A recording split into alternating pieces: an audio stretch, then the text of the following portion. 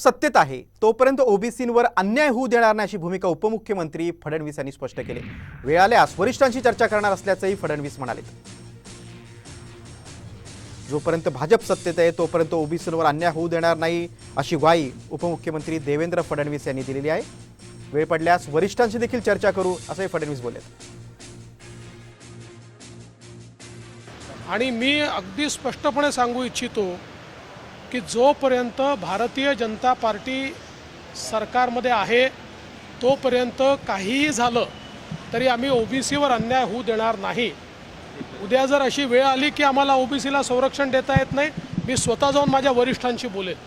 पण काही झालं तरी ओबीसींना या ठिकाणी त्यांच्यावर अन्याय होणार नाही, ही भारतीय जनता पक्षाची आमची भूमिका आहे। भुजबळ साहेबांना देखील माझं सांगणं आहे, मी त्यांच्याशी स्वतः चर्चा करणार आहे। जे काही त्यांचे आक्षेप असतील त्यांनी निश्चित सांगावे। जर कुठेही अन्याय होत असेल ओबीसीवर तर आपण निश्चितपणे त्याच्यामध्ये परिवर्तन करू, बदल करू, त्याच्यात आवश्यक त्या प्रकारे ज्या काही सुधारणा करायच्या आहेत ते आपण करू।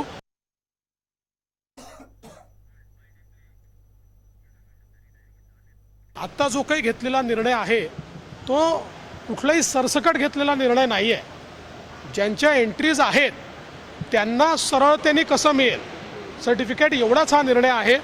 त्यामुळे जे काही मीडियामध्ये येत आहे, जे काही आकडे मीडियामध्ये येत आहेत, जे काही वेगवेगळे विषय मीडियामध्ये येत आहेत, या विषयांवर दोन्ही बाजूने म्हणजे ओबीसी समाजाच्या बाजूने किंवा इकडे मराठा समाजाच्या बाजूने रिॲक्शन देणं हे अत्यंत अयोग्य ठरेल।